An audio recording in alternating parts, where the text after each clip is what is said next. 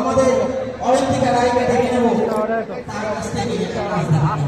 40 করা হবে না, তাহলে এই পুরস্কার আমরা জানি একটা নেব।